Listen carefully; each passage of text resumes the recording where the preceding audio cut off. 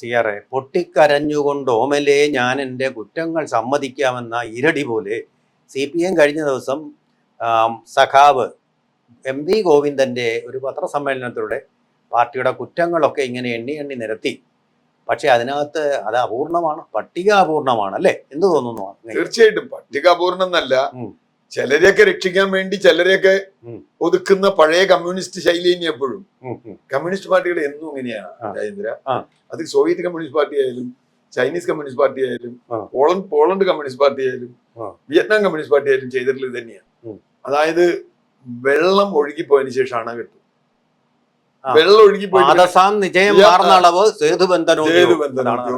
നളയരുതം പറയണത് തന്നെയാണ്.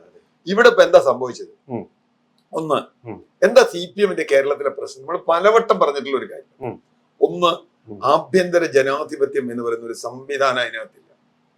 ഇപ്പൊ ഒരു മിസ് കോൾ നമ്പർ ഒക്കെ കൊടുത്തിട്ടുണ്ട്. മിസ് കോൾ അല്ല, എന്താണ്, ആർക്കും പരാതി പറയാവുന്ന ഒരു നമ്പർ അതുപോട്ടെ. ഇനിയിപ്പോ ആര് പരാതി പറയാൻ? ഹെൽപ്പ് ലൈൻ കൊടുത്തിട്ടുണ്ട്. ഹെൽപ്പ് ലൈൻ പ്രശ്നം എന്താ? പ്രശ്നം കഴിഞ്ഞ 10 വർഷത്തെ കേരളത്തിലെ ഭരണം സംബന്ധിച്ച്, അതിലെ പാർട്ടി നിലപാട് സംബന്ധിച്ച് കൃത്യമായൊരു വിശകലനം നടത്തി സ്വയം വിമർശനം നടത്താൻ പാർട്ടി തയ്യാറുണ്ടോ എന്ന ചോദ്യത്തിന് ആദ്യത്തെ ചോദ്യം വരുന്ന എന്താണെന്നറിയും? പിണറായി വിജയന്റെ സംഘടനാ പ്രവർത്തന ശൈലി, ഭരണശൈലി, ജനങ്ങളോടുള്ള ശൈലി, അത് ജനങ്ങളെ വെറുപ്പിച്ചോ ഇല്ലയോ എന്നാണ് ചോദ്യം.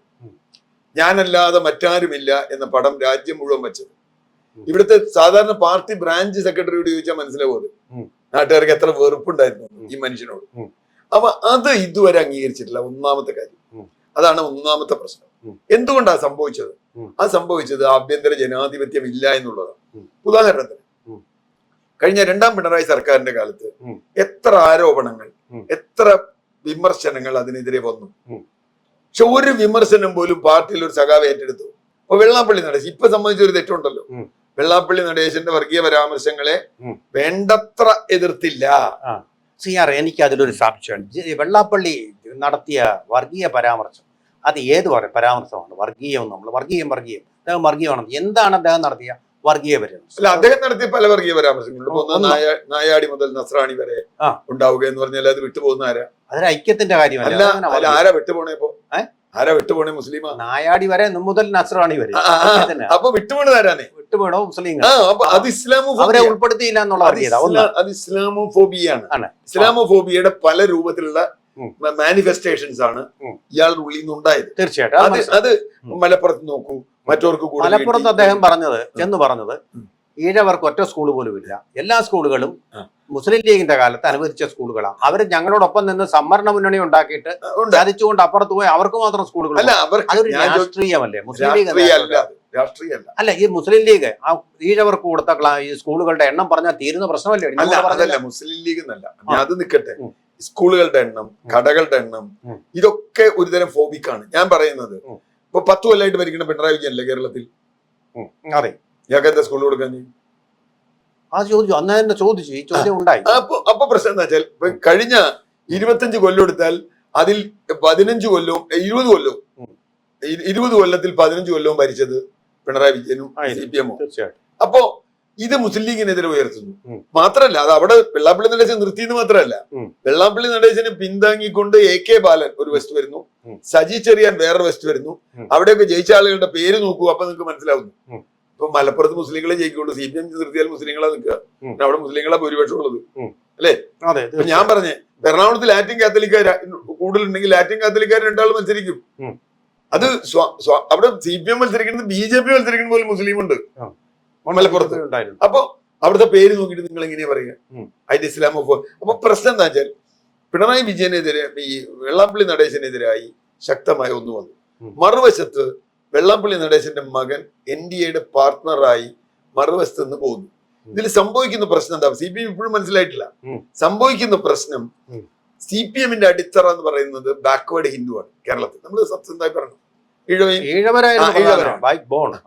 അപ്പൊ ഈഴവരുടെ ഇടയിൽ ഇസ്ലാമോഫോബിക്കായ ഒരു വികാരം ഉണ്ടാക്കുകയും വേണ്ടി വന്നാൽ നാളെ CPM തകർന്നാൽ ഈ വോട്ട് അങ്ങനെ തന്നെ BJPയിലേക്ക് പോവുകയും UDFിലേക്ക് പോവില്ല എന്ന് ഉറപ്പാക്കുകയും ചെയ്യുന്ന ഒരു രാഷ്ട്രീയമാണ് ഇയാൾ കൈകാര്യം ചെയ്തിരുന്നത്. ഇത് LDFിനെ സംബന്ധിച്ചിടത്തോളം ആത്മഹത്യാപരമായ രാഷ്ട്രീയമാണ്. കാരണം അതാണ് ഇപ്പൊ കഴക്കൂട്ടത്തൊക്കെ സംഭവിച്ചത്. ഉം. നിങ്ങൾ കഴക്കൂട്ടവും ചാത്തന്നൂരും ഒക്കെ നോക്കൂ. തീർച്ചയായും ചാത്തന്നൂർ നമ്പർ 1 എക്സാമ്പിൾ ആണ്. കഴക്കൂട്ടവും ചാത്തന്നൂരും നോക്കൂ. SNDP യൂണിയന്റെ ആള് തന്നെയാണ് അവിടെ ജയിച്ചിരിക്കുന്നത്. അതായത് BJP. മാത്രമല്ല CPM അവിടെ ഈ രണ്ട് മണ്ഡലവും വളരെ ക്ലിയർ ആണ്. ഉം.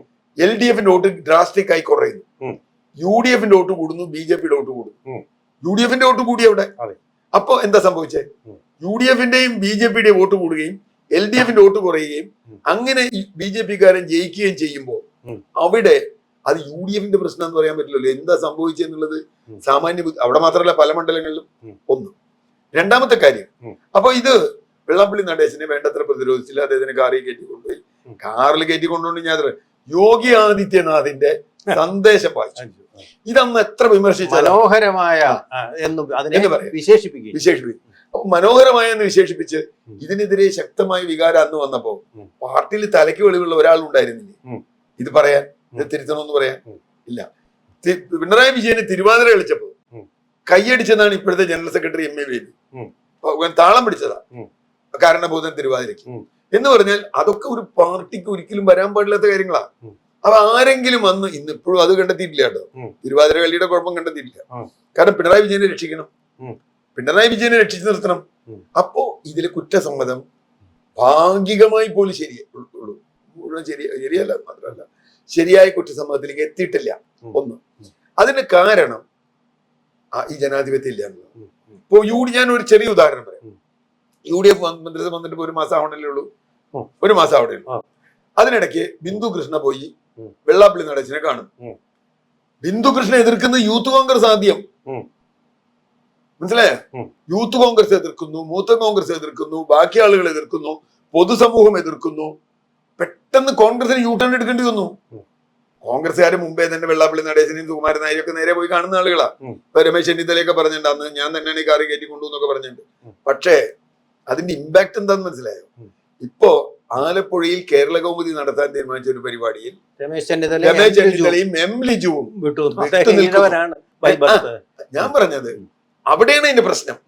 അപ്പൊ എന്ന് പറഞ്ഞാൽ പാർട്ടിക്കകത്ത് പൊതുസമൂഹത്തിനകത്ത് ഉണ്ടാവുന്ന വികാരത്തെ ഉൾക്കൊള്ളാനും സ്വയം തിരുത്താനും കഴിയുന്ന ഒരു സംവിധാനം UDF ഉണ്ട്. അതാ ജനാധിപത്യം. ഇപ്പൊ ട്രംപ് ചെയ്യുന്ന കാര്യങ്ങൾ മുഴുവൻ ശരിയല്ല എന്ന് പറയുന്ന ആളുകൾ റിപ്പബ്ലിക്കൻ പാർട്ടിയിൽ ഉണ്ടല്ലോ അമേരിക്കയിൽ ഉണ്ട്. 4 പേര് അദ്ദേഹത്തിന് എതിരായിട്ട് ആക്രമിക്കരുതെന്നുള്ള പ്രമേയം പാസാക്കി. പറഞ്ഞേ ട്രംപ് റിപ്പബ്ലിക്കനാണ്. അതുകൊണ്ട് ട്രംപ് വരുന്ന എല്ലാ മണ്ഡലത്തിലും അംഗീകരിക്കണമെന്നുണ്ടോ? ഇവിടെ പ്രശ്നം എന്താ? ഒരു ജനാധിപത്യ ഘടനയിൽ CPM പ്രവർത്തിക്കുമ്പോ CPM-നകത്തോ അല്ലെങ്കിൽ പൊതുസമൂഹത്തിലോ ഇടത് മനസ്സുള്ള ആളുകളോ പറയുമ്പോൾ ഘടകകക്ഷിയായ PM ശ്രീ ഒപ്പിടുന്നു. ഇതൊരു ഉദാഹരണമാണ്. PM ശ്രീ ഒപ്പിട്ടതിനെ പറ്റി ഇതുവരെ പറഞ്ഞിട്ടില്ല. PM ശ്രീ CPI പോലും എതിർത്തു PM ശ്രീ ഒപ്പിട്ടത്. അപ്പൊ ഇപ്പൊ ശിവൻകുട്ടി പറയാ PM ശ്രീ മോശമാണ്. PM ശ്രീ നല്ലതെന്ന് ദേശാഭിമാനി ലേഖനം എഴുതിയ ആളാണ് ശിവൻകുട്ടി. പൈസ മേടിച്ചു. അപ്പൊ ഞാൻ പറഞ്ഞത് അന്ന് PM ശ്രീ തെറ്റാണെന്ന് CPM-ൽ ഒരാൾ പറഞ്ഞില്ലല്ലോ. ഇത് അതാ പറഞ്ഞ വെള്ളം വരുന്നതിന് മുമ്പാണ് കേട്ടത്, വെള്ളം ഒഴുകി പോയിട്ടില്ലാണ് കേട്ടത്. ഇത് തന്നെയാണ് നമ്മൾക്ക് ഇത് ജുസ്റ്റാപ്പോസ് ചെയ്യേണ്ടത്. VS അച്യുതാനന്ദൻ ശംഖുമുഖത്തുള്ള യോഗത്തിലേക്ക് കടന്നു വന്നപ്പോൾ അവിടെ മദനിയെ ഇരുത്തിക്കൊണ്ട് ഇദ്ദേഹം പറഞ്ഞത് കടലിൽ ഇപ്പൊ നോക്കൂ, ശംഖുമുഖം നേരെ മുമ്പിൽ കടലാണ്, തിരമാലകൾ അടിക്കുന്നു. ആ വെള്ളം ഒരു കുട്ടി കൊണ്ട് ബക്കറ്റിലാക്കി വന്നപ്പോ അതിൽ തിരയില്ല എന്ന് പറഞ്ഞ പിണറായി വിജയൻ ഒരിക്കലും ഇതിനെ പ്രോത്സാഹിപ്പിക്കാൻ പാടില്ല. അതാണ് പാർട്ടിക്കാർ ചെയ്താൽ. അപ്പൊ അവിടെ എന്താ പ്രശ്നം എന്ന് വെച്ചാൽ പിണറായി വിജയൻ പ്രോത്സാഹിപ്പിക്കരുത്. ഇനി പിണറായി വിജയൻ അങ്ങനെ ഒരു തെറ്റ് പറ്റിയാൽ പാർട്ടിക്കകത്തൊരു കമ്മിറ്റിയിൽ വിമർശനം വന്നില്ലല്ലോ. ഇപ്പോഴും ഇല്ല. അല്ല ഇപ്പൊ എന്ത് പറ്റി? അതാ ഞാൻ പറഞ്ഞേ, ഈ തെറ്റുകൾ കമ്മ്യൂണിസ്റ്റ് പാർട്ടികൾക്ക് എന്നും പറ്റുന്നതാ. സ്റ്റാലിൻ ചെയ്ത തെറ്റിനെ കുറിച്ച് ക്രൂഷ്ചേവ് കുറെ പറഞ്ഞു. പക്ഷെ സ്റ്റാലിൻ ചെയ്ത തെറ്റ് കഴിഞ്ഞു. അത് കഴിഞ്ഞ് ക്രൂഷ്ചേവിന്റെ കാലത്ത് വേറെ കുറെ തെറ്റ് ചെയ്തു. അത് ഗോർബച്ചേവ് പറഞ്ഞു. ഇപ്പൊ ഗോർബച്ചേവും ഇല്ല, സ്റ്റാലിനും ഇല്ല, ക്രൂഷ്ചേവും ഇല്ല, കമ്മ്യൂണിസ്റ്റ് പാർട്ടി ഇല്ല. ഏതാണ്ട് ആ പരിവായി. ലോകത്തെല്ലാം കമ്മ്യൂണിസ്റ്റ് പാർട്ടി, ഇവിടെ മാത്രമല്ല. അത് ഞാൻ തുടക്കത്തിൽ ചൈനയിൽ ഇപ്പോഴും തുറന്നുകൊണ്ടിരിക്കുന്നു. ഷീ ജിൻപിങ് അയാളിപ്പോ കമ്മ്യൂണിസ്റ്റ് ഒക്കെ മേടിച്ചു. അയാൾ കമ്മ്യൂണിസ്റ്റ് ഒക്കെ മേടിച്ച് അയാളുടെ വഴിക്ക് പോവുക, പോയിരിക്കുകയാണ്, വലിയ മുതലാളിത്തത്തിലേക്ക് പോവുക. അപ്പൊ സംശയം ഇടയ്ക്ക് ഇതുമായിട്ട് ബന്ധപ്പെട്ടാൽ നോർത്ത് കൊറിയയിലുള്ളത് കമ്മ്യൂണിസം ആണോ? നോർത്ത് കൊറിയയിൽ കമ്മ്യൂണിസം ഒന്നും അല്ല എന്ന് ആർക്കറിയാം. കുടുംബഭരണമാണ്. കുടുംബഭരണവും ആണ്. അതിപ്പോ കുറച്ച് കഴിഞ്ഞാൽ അത് പൊളിഞ്ഞു പോകും. പൊളിഞ്ഞു പോയാൽ അവര് പറയും അന്ന് കിം ഇൽ സുങ് ചെയ്തതും അയാളുടെ മകൻ ചെയ്തതും ഒക്കെ തെറ്റാന്ന് പറയും. അപ്പൊ പ്രശ്നം എന്താ വെച്ചാൽ ഈ ആഭ്യന്തര ഒരു ജനാധിപത്യ സംവിധാനത്തിൽ വിഗ്രഹാരാധന എന്ന് വളരെ പറയുന്നത് തെറ്റായ ഒരു കാര്യമാണ്. ഐഡോലാട്രി. ഇപ്പൊ ഞാൻ പറയാം, കോൺഗ്രസ് രാഹുൽ ഗാന്ധി വിമർശിച്ചിട്ടുണ്ടല്ലോ.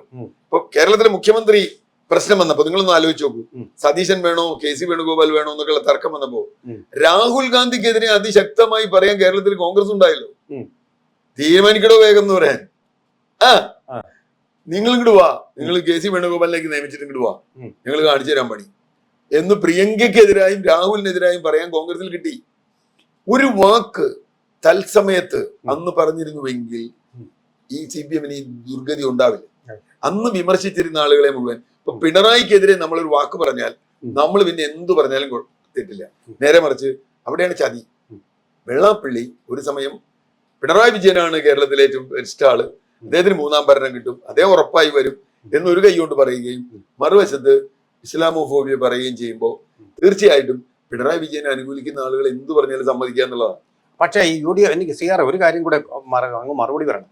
ഇപ്പോ ഇങ്ങനെയൊക്കെ ആണെങ്കിലും KM ഷാജി എന്ന് പറയുന്ന മതമാണ് പ്രശ്നം പറയുന്ന മുസ്ലിം ലീഗുകാരനെ മന്ത്രിസഭയിൽ വെച്ചുകൊണ്ടാണ് ഏത് ഭാഗത്തു നിന്നും വർഗീയ പരാമർശം ഉണ്ടായാൽ ഞാൻ അതിനെ എതിർക്കും എന്ന് VD സതീശൻ പറയുന്ന മന്ത്രിസഭയിലാണ് ഷാജിക്ക് അതിന് വേറെ എക്സ്പ്ലനേഷൻ ഉണ്ട്, ഞാൻ ഇതിലേക്കൊന്നും പോണില്ല. അത് വ്യാഖ്യാനം. ഷാജി പറഞ്ഞു അല്ല, CPM മതമല്ല പ്രശ്നം എന്ന് പറഞ്ഞപ്പോ മതം പ്രശ്നം തന്നെയാണ് ഇന്ത്യയിൽ. ഇന്ത്യയിൽ മതം പ്രശ്നം തന്നെയാണ്. ഇന്ത്യയിൽ മതം നമ്മളെ മത പ്രശ്നമല്ല എന്ന് പറയാൻ പറ്റില്ല, ജാതി പ്രശ്നമാണ്. ജാതി പ്രശ്നമാണ്. KM ഷാജി അത് പറയുമ്പോഴാണ്. അല്ല, KM ഷാജി ഇത് പറഞ്ഞത് തെറ്റായ ഒരു കാര്യമാണ്, അല്ലെങ്കിൽ അത് ഔട്ട് ഓഫ് കോണ്ടെക്സ്റ്റ് ആണ്. ഞാൻ പറഞ്ഞത് KM ഷാജി പിന്നെ അത് പറഞ്ഞിട്ടില്ലല്ലോ, ഒരു പ്രാവശ്യം പറഞ്ഞു നിർത്തിയല്ലോ, പിന്നെ ആ വാക്ക് ഷാജിക്ക് പറയാൻ പറ്റിയോ കേരളത്തില്? നേരെ മറിച്ച് വെള്ളാപ്പള്ളി നടത്തി രാവിലെ മുതൽ വൈകുന്നേരം വരെ പറഞ്ഞുകൊണ്ടിരിക്കുകയല്ലേ. അതാ ഞാൻ പറഞ്ഞേ, ഇപ്പൊ തിരുത്താൻ കഴിയണം. ഇനി ഷാജിക്ക് ഇത് പറയാൻ ധൈര്യം ഉണ്ടാവില്ല കേരളത്തിൽ. പക്ഷെ വെള്ളാപ്പള്ളി നടേശൻ 1000 പ്രാവശ്യം ആവർത്തിച്ചു.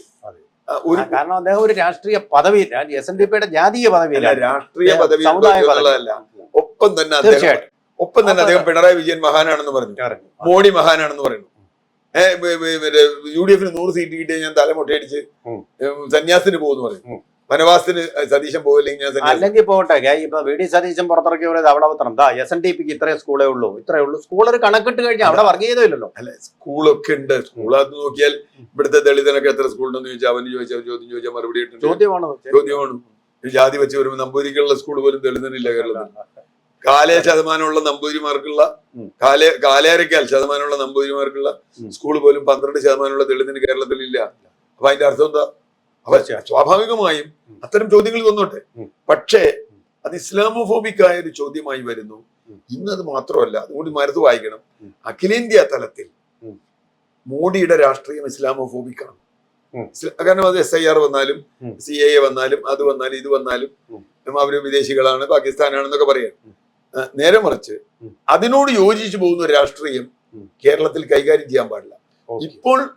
ഇപ്പോൾ ഈ പറയുന്ന CPM ഒരു 2-3 വർഷം മുമ്പ് വെള്ളാപ്പള്ളി നടേശനോട് ഇത് പറഞ്ഞിരുന്നുവെങ്കിൽ ഇത്രയും കുഴപ്പമുണ്ടാകുമായിരുന്നു. തീർച്ചയായിട്ടും. അപ്പൊ പറഞ്ഞതിന്റെ ഒരു രത്ന ചുരുക്കം എന്ന് പറഞ്ഞാൽ ഏത് പാർട്ടി ആയാലും ശരി, ഏത് സമുദായമായാലും ശരി, ഈ സമുദായങ്ങളെയും മതങ്ങളെയും തമ്മിലടിപ്പിക്കുന്ന തരത്തിലുള്ള സംഘർഷം ഉണ്ടാകുന്ന തരത്തിലുള്ള പരാമർശങ്ങൾ പരമാവധി അപ്രിയ സത്യങ്ങൾ ഉണ്ടാവാം. പക്ഷെ അത് കഴിയുന്നതും ഒഴിവാക്കുന്നതാണ് നല്ല സദ്ഭാവനയുടെ രാഷ്ട്രീയം. അത് ഹെയ്റ്റ് ആണ്, വിദ്വേഷം ആണ്, വിദ്വേഷം പാടില്ല.